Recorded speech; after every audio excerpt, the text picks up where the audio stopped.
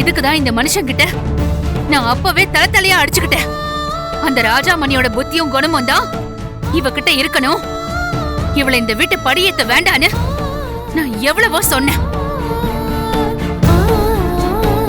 ஆனா கொஞ்சம் கூட இவர் என் பேச்ச கேட்கல.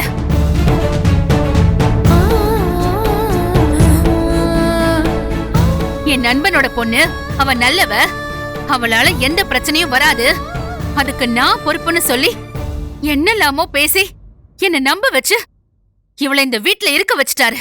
இவளுக்கும் இவ அம்மாவுக்கும் எந்த வித்தியாசமும் இல்ல.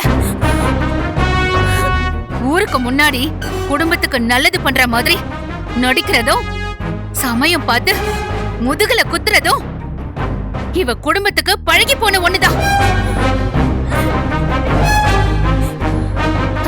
அதத்தான் இவளும் பண்ணிருக்கா.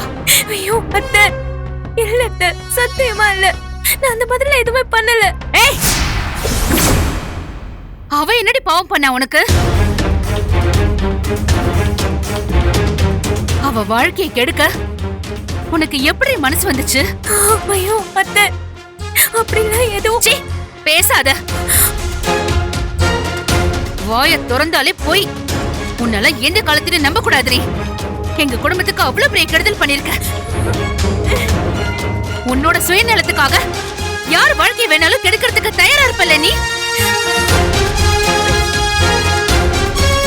ராஜாமணி பொண்ணு நல்ல குணத்தோட நடந்துப்பன்னு நினைச்சது தப்புதான். நான் தான் உன்னை நம்ப ஏமாந்துட்டேன்.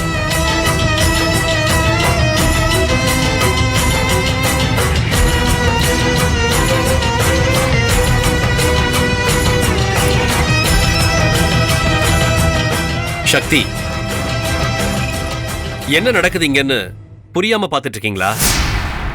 இந்த பொண்ணு என்ன பண்ணி வச்சிருக்கா தெரியுமா? நீங்களும் பிரீத்தியும் ஆசையா காதலிச்சு கல்யாணம் பண்ணணும்னு இருந்தீங்களே, அந்த கல்யாணம் நிக்கிறதுக்கு காரணமா இருந்தவளே இந்த பொன்னிதான்.